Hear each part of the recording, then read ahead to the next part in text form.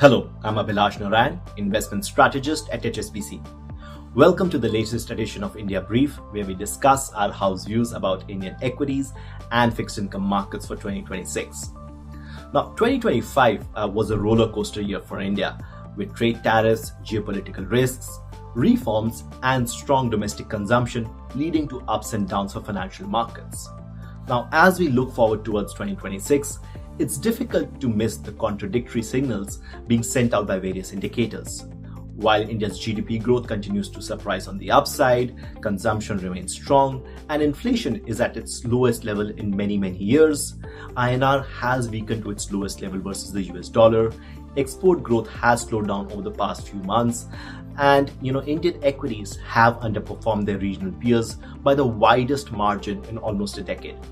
Now, in 2026, we expect India's GDP growth to be robust, around mid 6%, aided by a combination of strong domestic consumption, disciplined government spending, and a potential uplift from any US-India trade deal.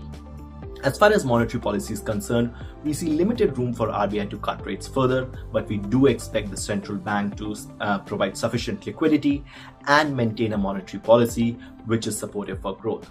So, what does all of this mean for financial markets? Well, firstly, we are overweight on Indian government bonds due to four key factors. Firstly, despite the RBI rate cuts in 2025, the yields on longer end bonds or longer maturity bonds hasn't really declined as much, which means that they still offer attractive yields for investors. Secondly, bonds continue to offer portfolio diversification benefits for investors given their low correlation with global bonds as well as Indian equities.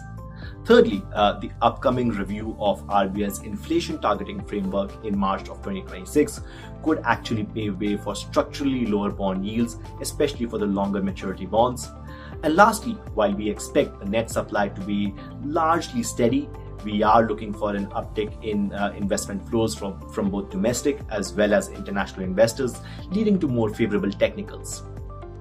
We are, however, neutral on Indian equities. We think that the risk-reward is largely balanced due to a combination of opposing factors. On the more positive note, India's strong GDP growth, robust domestic investor inflows, our expectation of slight uptick in earnings growth, as well any potential US-India trade deal are supportive for Indian equities.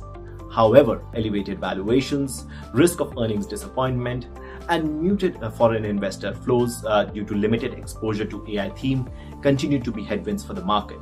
Now, within Indian equities, we have a preference for large cap stocks despite their outperformance versus small and mid cap stocks in 2025, as we continue to view their valuations as being more reasonable and we view them as more defensive exposure for Indian equity markets.